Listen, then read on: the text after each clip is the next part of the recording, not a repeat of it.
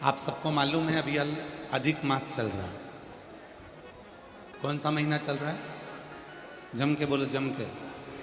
अधिक मास, पुरुषोत्तम मास।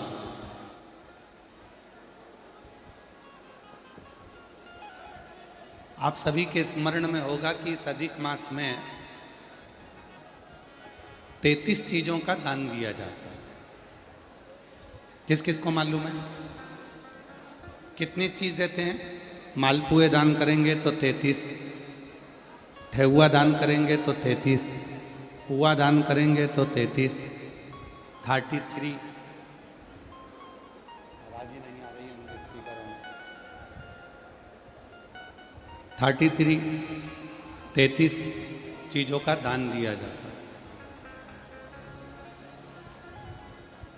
अधिक मास। कभी आपने किसी से पूछा कि ये 33 चीजें ही दान क्यों करी जाती है? 33 मालपुआ का दान ही क्यों करा जाता है?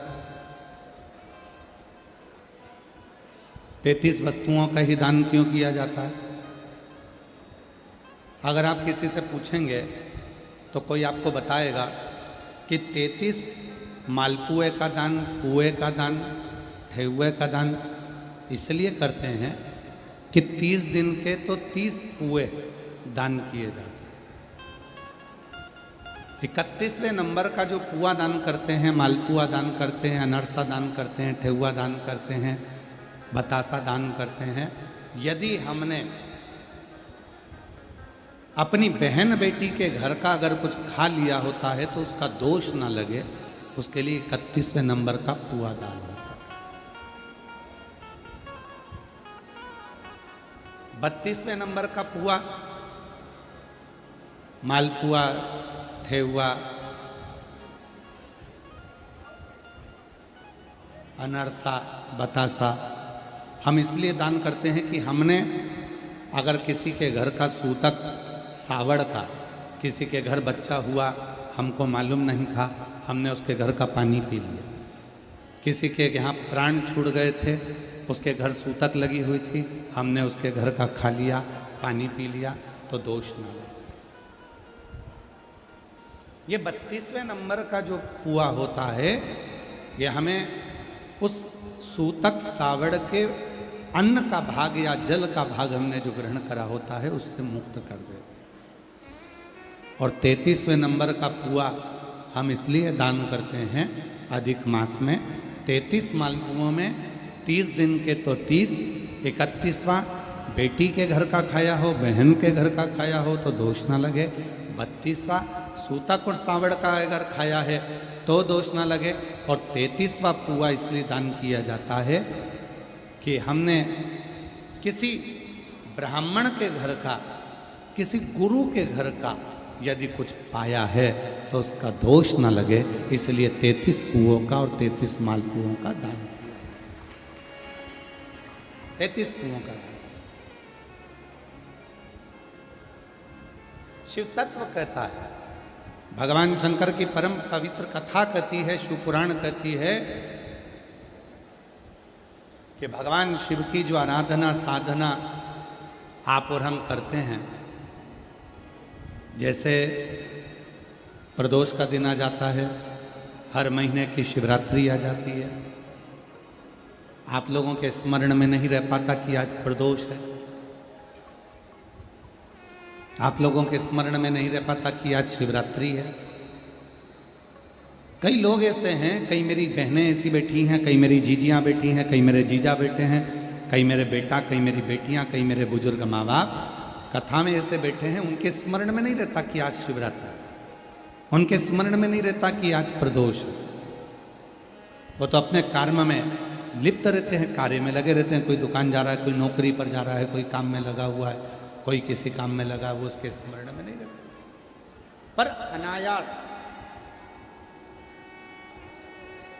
भले आपको याद नहीं है, भले आपके स्मरण में नहीं है, फिर भी यदि आप भूल से भी प्रदोष के दिन, प्रदोष काल में अगर शिव जी के मंदिर में जाकर मात्र शिखर का, शिवलिंग का या नंदी का या शिव के द्वार का दर्शन मात्र कर लेते हो तो ये मानव का शरीर बार बार नहीं मिलता, इससे मुक्ति प्राप्त हो जाती है, मोक्ष हो।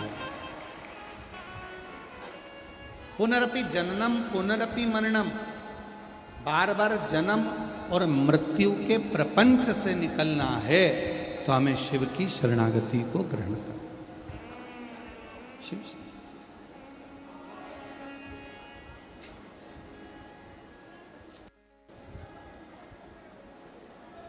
और देख लिया संसार हमने, देख लिया सब मतलब के यार हमने, देख लिया झूठे नाते झूठे रिश्ते, झूठे नाते झूठे रिश्ते, अरे झूठा है संसार हमने देख लिया, सब मतलब के यार हमने देख लिया। भूलवश में, स्मरण में नहीं है, चित्त में नहीं है, मन में नहीं है, तुम्हारी बुद्धि में नहीं है, भूलवश में।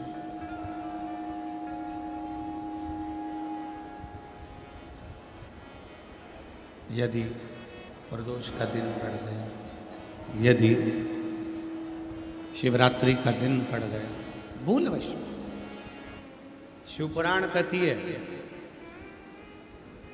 जिस दिन आपको लगने लगे कि मेरे जीवन में बहुत ज्यादा कष्ट चल रहा है, उस दिन अपने ही घर में मट्टी के शिवलिंग का निर्माण करो, पार्थिव शिवलिंग।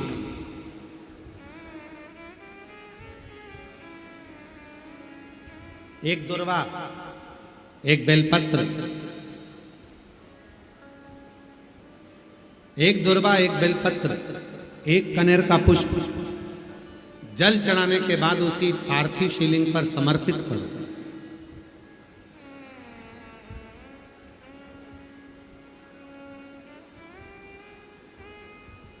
दीप लगाकर बाबा से प्रार्थना करो और बाद में उसी शिवलिंग को उसी मट्टी के गमले में विसर्जन भी करो। उसी गमले में उसका विसर्जन होता है, उसी गमले में उसका विसर्जन करो।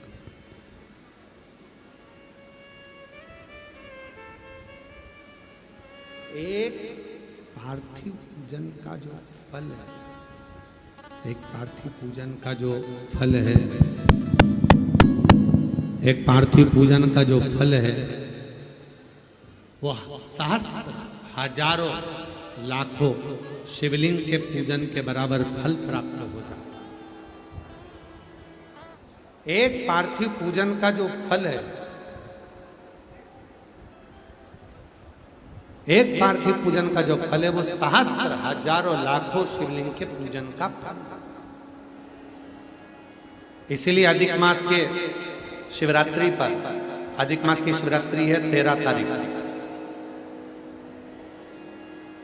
13 जून को अधिक मास की शिवरात्रि रहेगी। शाम को 7 बजे पूरी दुनिया अपने अपने घर में पार्थिव शिवलिंग का पूजन करेगी। शाम को 7 बजे आप और हम सब मिलकर अपने अपने घर में पार्थिव मिट्टी का शिवलिंग बनाकर, जो लोग पंडाल में है वो पंडाल में ऑनलाइन पूजन करेंगे, जो घर पर है वो घर पर ऑनलाइन पूजन करेंगे। पार्थिव पूजन,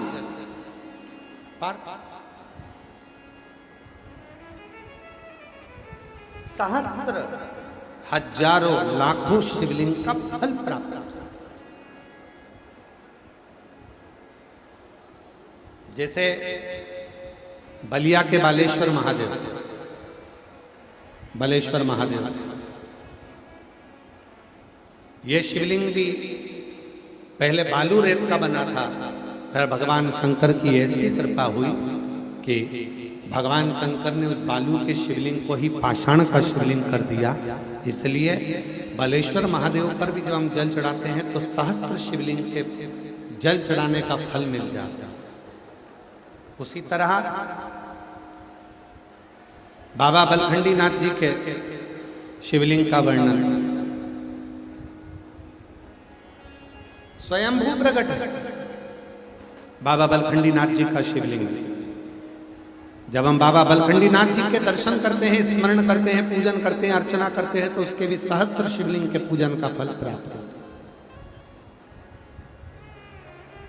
सहस्त्र। और मेरी जीजियों, अधिक मास का महीना चल रहा है, पुरुषोत्तम मास चल रहा है, मल मास चल रहा है। इस पुरुषोत्तम मास में आज एकादशी का लोग व्रत करते हैं, करना भी चाहिए। परम भगवदीय जीव एकादशी का व्रत करते हैं कि हम भोजन छोड़ देते हैं, हम ये नहीं खाएंगे, हमारी एकादशी है, हम ये नहीं खाएंगे, हमारी एकादशी है। पर शिव महापुराण की कथा कहती है कि एकादशी सफल कब होती है? जब आपकी 5 कर्मेंद्री, 5 ज्ञानेंद्री और 1 मन ये आपके कंट्रोल में हो, तो समझ लो कि एकादशी पूर्ण हो गई और एकादशी का फल आपको प्राप्त हो गया।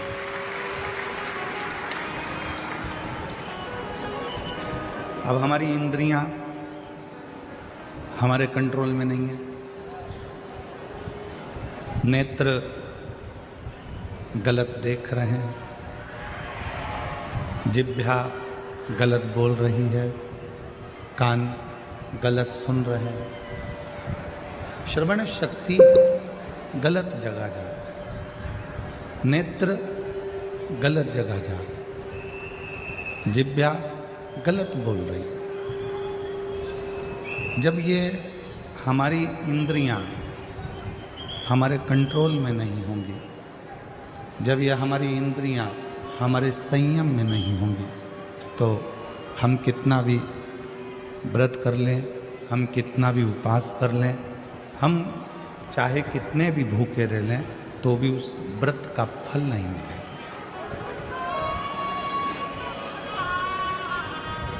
व्रत का फल कब मिलता है? जब हमारी इंद्रियां हमारे काबू में,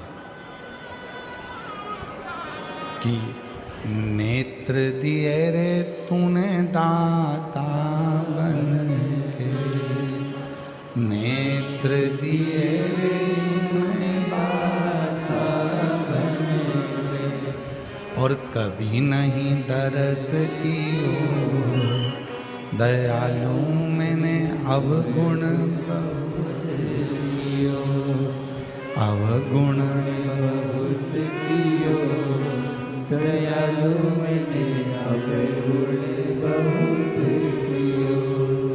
और मुख तो दिया रे तूने दाता बन के, मुख तो दिया रे तूने दाता बन के, कभी नहीं भजन कियो दयालु मैंने अवगुण बहुत कियो।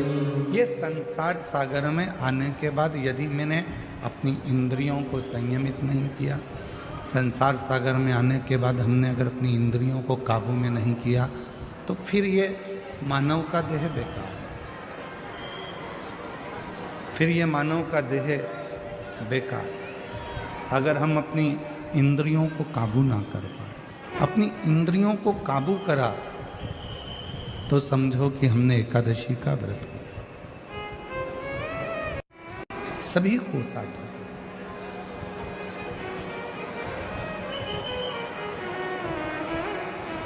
भक्ति, विश्वास, ये 2 चीजें हैं।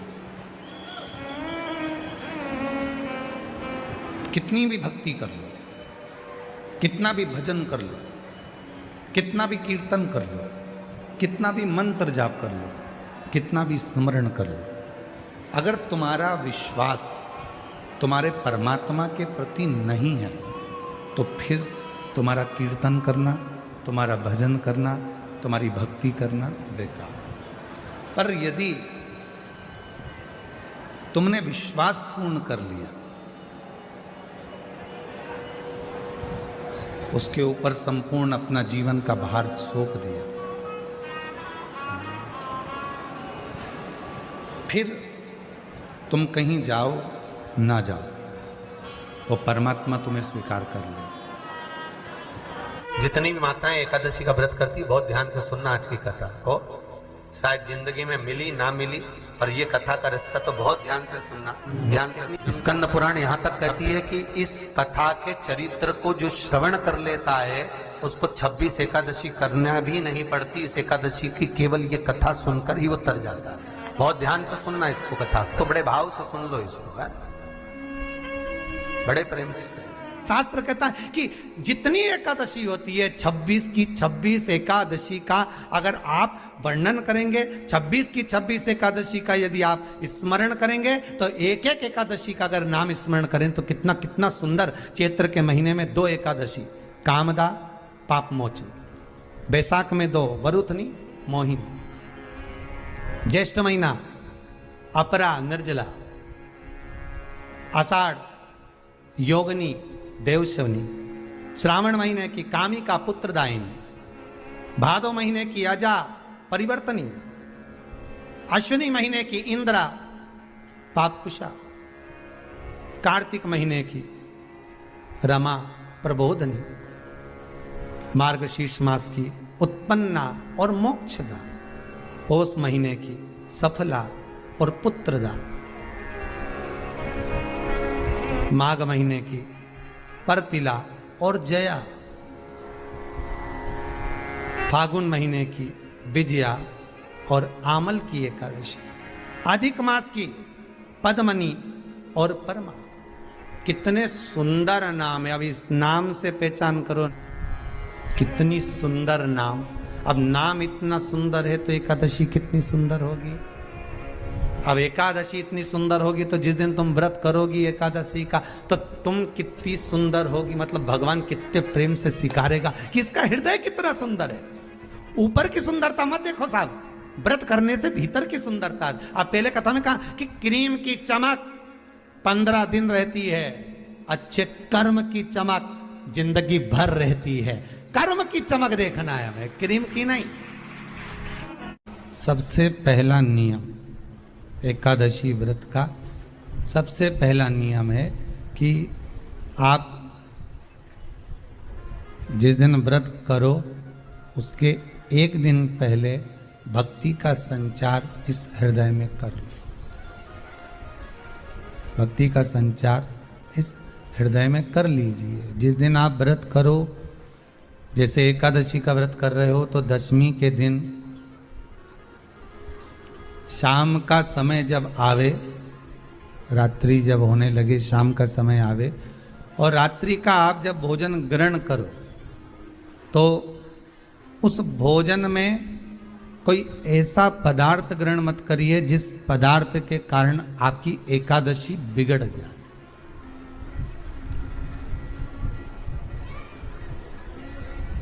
कोई बेकार भोजन में ग्रहण नहीं करना, श्रेष्ठ भोजन ग्रहण करिए दशमी के। और एकादशी का दूसरा नियम बहुत ध्यान से सुनिएगा। जिस दिन आपकी एकादशी का व्रत हो उस दिन प्रयास करिएगा कि अपने हाथ से किसी भी वृक्ष की कोई पत्ती टूटे ना। अपने हाथ से किसी भी वृक्ष की, पौधे की, किसी भी वृक्ष की पत्ती अपने हाथ से ना टूटे। बहुत ध्यान दीजिएगा महाराज। एकादशी का ये दूसरा नियम है कि अपने हाथ से किसी पौधे की, किसी वृक्ष की, किसी डाली की कोई पत्ती टूटे ना, कोई पत्ती ना टूटे, इसका प्रयास करिए।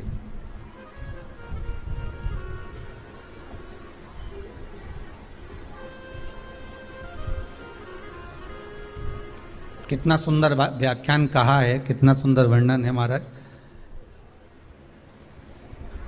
कि मात्र एकादशी का व्रत कर लेने पर,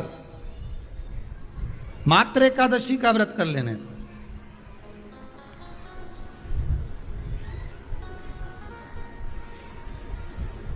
जो पूर्व में किया गया हमारा पाप कर्म है, हमने किसी जीव की हत्या करी है, हमने किसी को कष्ट प्रदान करा है, हमने किसी को अपशब्द कहा है, हमने किसी को ताने दिए, हमने किसी को आड़ा टेढ़ा कहा है, हमने किसी को गालियां दे दी है, मात्र एकादशी का व्रत ही कर लेने पर ये सारे जो दोष हैं वो समाप्त हो जाते हैं।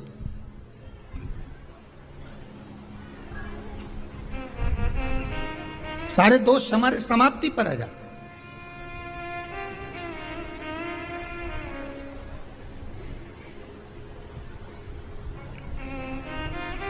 अब एक विचार करिएगा थोड़ा सा अपने मन में, अपने चित्त में, अपनी वृत्ति में एक बात उतारिएगा, एक अपने मन में एक बात को उतार कर रखिएगा कि आप अपने पाप को, अपने पाप कर्म को जिस दिन क्षीण करने वाले हो, समाप्त करने वाले हो, अपने पाप को आप जिस दिन समाप्ति पर लेकर जा रहे हो, तो उसके एक दिन पहले आपको प्रसन्नता होना चाहिए कि नहीं होना चाहिए कि कल मेरा पाप कटने वाला है, कल मेरा पाप समाप्त होने वाला है, जो मैंने पाप कर्म करा है वो समाप्त होगा, जो मैंने पाप कर्म करा है वो कल समाप्त हो जाएगा। तो एक दिन पहले आपके चेहरे पर प्रसन्नता हो कि ना हो?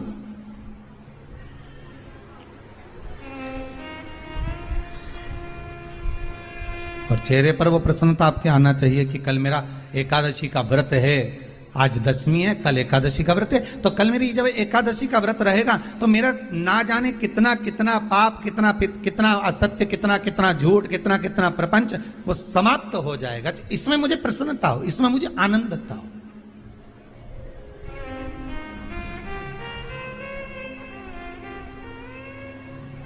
तो क्या कहा गया कि प्रयास करिएगा कि एकादशी के दिन कोई वृक्ष की, कोई डाली की, कोई कोपल की कोई पत्ती ना तोड़ी जाए। क्यों? तो कहा अगर उस पत्ती को हम तोड़ देते हैं, वृक्ष की पत्ती को या क्यारे में लगी हुई कोई डाली की पत्ती को हम तोड़ देते हैं तो एकादशी का पुण्य फल प्राप्त नहीं होता, एकादशी का कोई फल हमारे खाते में नहीं जाता, पुण्य फल प्राप्त। अब फिर भले तुम चाहे तुमने मोरदन खाया हो, चाहे तुमने फिर चिप्स खाई हो, चाहे तुमने फिर व्रत का कितना ही सामान खा गए हो और तुमने सोचा कि आज मेरी एकादशी है, तो फिर उसका कोई फल प्राप्त नहीं है, उसका कोई सुख प्राप्त नहीं है आपको, फिर उसका कोई आनंद प्राप्त नहीं है आपको, तो उसमें कोई आनंद की अनुभूति आपको नहीं मिल रही। को याद रखिए, गौदान और एकादशी, श्रीमद वल्लभाचार्य जी ने मायावत का खंडन करा था जगन्नाथपुरी में, और श्रीमद वल्लभाचार्य जी ने कहा था एकादशी मरने के बाद मत दो, एकादशी जीते जी दो। कहा था कि नहीं कहा था? जीते जी दान करिए। इसलिए जगदीश में, जगन्नाथपुरी में एकादशी उल्टी लटकी हुई है। करें अपने दर्शन, जगदीश में एकादशी को उल्टा लटकाया। क्यों? क्योंकि वल्लभ ने कहा कि एकादशी जीते जी दो। कई पंडितों कहते हैं तुम्हारे दादाजी मर गए, जब 12वें का दिन होता है ना तो पंडित जी संकल्प छुड़ाते हैं, देव एकादशी, बड़े बेटे ने 5 दे दी, छोटी बहू ने 3 दे दी, उसने 2 दे दी, उसने 2 दे दी, तो क्या तुम्हारे दादाजी भिखारी थे जो तुम्हारी एकादशियां लेकर जाएंगे? और तुम कौन होते हो दादाजी को एकादशी देने वाले? तुमने कौन सा इतने पुण्य कर लिए जो तुमने एकादशी दे दी? एकादशी के दान की महत्वता श्रीमद वल्लभाचार्य जी ने कहा कि कोई व्यक्ति अगर खटिया पर सड़ रहा है, पलंग पर तड़प रहा है, हॉस्पिटल में पड़ा हुआ है, तो निवेदन है कि उसको देखने जाओ तो अपनी करी हुई एकादशी में से 2 एकादशी का दान उसको तुरंत दे दो। क्यों? तो जिससे उसको मोक्ष मिल जाए, मरने के बाद नहीं। क्योंकि मरने के बाद तो वो 10वें के दिन, गरुड़ पुराण में लिखा है 10 दिन तक जीवात्मा घर की अटारी पे रहती है। कितने दिन? 10 दिन। 10 दिन के बाद जीवात्मा चली जाती है। कहां जाती है? उसको जहां जाना है। 3 दिन में उसको भोग भोगना पड़ता है जीवात्मा को। 3 दिन नरक का भोग भोगती है, उसके बाद स्वर्ग का भोग भोगती है। 18 दिन में ये प्रोसेस पूरी हो जाती है। कितने दिन? 18 दिन। 18 दिन के बाद में उस जीवात्मा को धान के खेत में पटका जाता है। किसके खेत में? धान के, चावल के खेत में। इसलिए कहते हैं एकादशी के दिन चावल मत खाओ। कहते कि नहीं कहते? और क्या कहते हैं? द्वादशी के दिन चावल खाना जरूरी है। एकादशी का पालना करना है तो द्वादशी को चावल का 1 ग्रास खाओ, तब द्वादशी को चावल खाओगे तो एकादशी लगेगी। चावल नहीं खाओगे तो एकादशी नहीं लगेगी। द्वादशी को चावल खाना जरूरी है। क्यों कहते हैं? क्योंकि धान के खेत में जीव को छोड़ा जाता है, उस धान के खेत में, चावल के खेत में जीवात्मा रहती है, उसको चिड़िया खाती है तो चिड़िया के रूप में जन्म लेता है, मनुष्य खाता है तो मनुष्य के रूप में जन्म लेता है। इसलिए एकादशी के दिन चावल नहीं खाया जाता, क्योंकि एकादशी के दिन हम चावल खाएंगे तो जीव हत्या का दोष लग जाएगा। फिर कब खाना है? द्वादशी के दिन। द्वादशी के दिन क्यों खाया जाता है? क्योंकि हम एकादशी के व्रत करे रहते हैं और पहला घासा जब चावल का खाते हैं तो अपनी करी हुई एकादशी का पुण्य, जितने जीव हमारे मुंह में जाते हैं उनको उसका पुण्य मिल जाता है और उनका फिर जन्म नहीं होता, वो तर जाते हैं, उनको एकादशी का भाग मिल जाता है। इसलिए कहते हैं एकादशी को चावल मत खाओ, पर द्वादशी को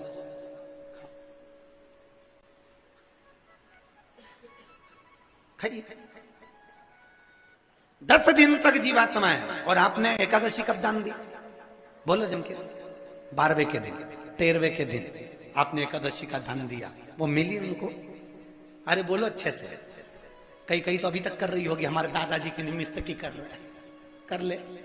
फिर वही वाली बात आ गई, गुलाब के फूल में पानी जारी है। एकादशी के दिन शंकर भगवान को चावल का दाना चढ़ाना चाहिए कि नहीं चाहिए?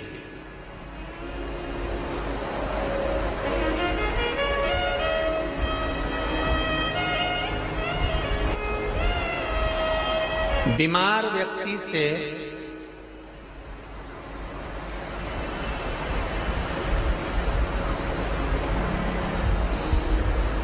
कोई बीमार व्यक्ति है, बहुत रोगीला, उसको बहुत रोग है, शुगर है, बीपी है, थायराइड है, सब कुछ है उसको, और वो रोगीला व्यक्ति जब डॉक्टर के पास जाकर पूछे, डॉक्टर साहब मेरी तबीयत ठीक नहीं रहती है, मैं बहुत कष्ट में रहती हूँ, बहुत तकलीफ है शरीर में, और अभी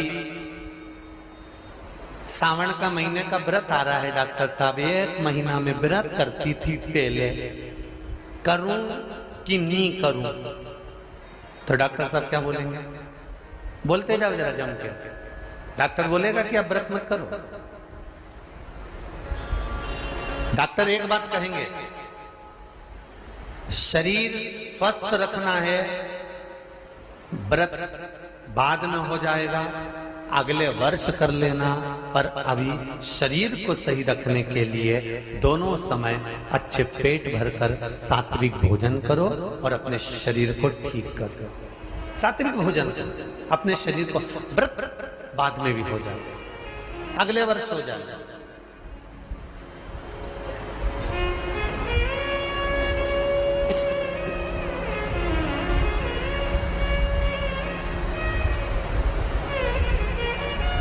अभी तुम थोड़ा सवेरे 2 बिस्कुट ले लिया करो, सुबह नाश्ता ले लिया करो, भोजन ले लिया करो, फिर दोपहर में कुछ हल्का फुल्का लेकर थोड़ी थोड़ी देर में खाते रहना चाहिए हो।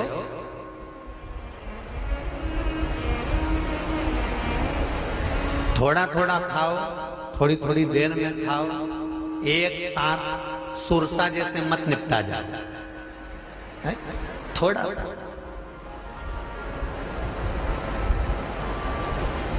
ज्यादा खाओगे और ज्यादा कमाओगे तो दूसरों को कष्ट नहीं होगा, कष्ट खुद को होगा। ज्यादा खाओगे अपाच्य हो जाएगा, रात की नींद उड़ जाएगी, शरीर में अच्छा नहीं लगेगा। ज्यादा कमाओगे, रात की नींद उड़ जाएगी, दुनिया की दृष्टि तुम पर पड़ जाएगी और तुम्हारी रातों की नींद।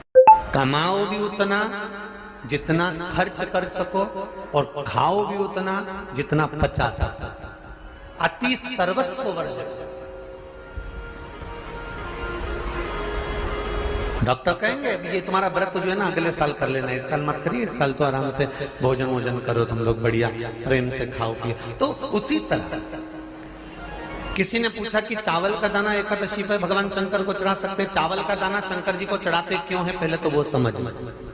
बेलपत्री का तो महत्व आपको बार बार बताया कि बेलपत्री शिव जी को क्यों चढ़ाई जाती है, कहीं रोग के लिए, कहीं बीमारी के लिए, कहीं किस कार्य के लिए, कहीं कोई कार्य के लिए, कहीं कोई कार्य के लिए। चावल का दाना अगर हम शंकर भगवान को चढ़ा रहे हैं तो क्यों चढ़ा रहे हैं, उसका कारण क्या है? चावल का दाना शिव को चढ़ाने का केवल एक कारण रहता है कि चावल को अक्षत कहते हैं।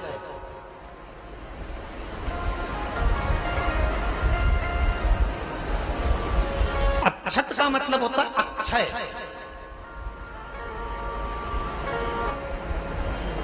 उसका मतलब क्या होता है? अक्षय, जिसका कभी क्षय ना हो। जब हम भगवान शंकर को चावल का दाना चढ़ाते हैं, जैसे बहुत ध्यान दीजिएगा महाराज, बहुत समझने वाली बात है, बहुत ध्यान से।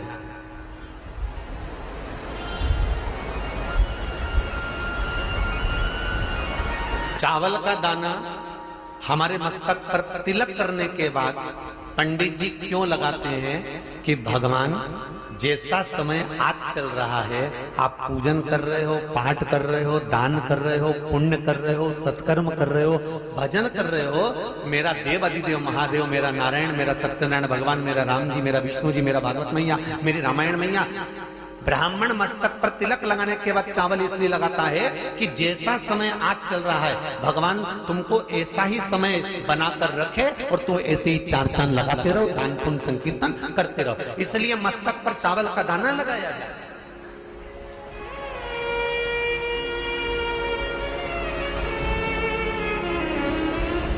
कोई मर जाता है,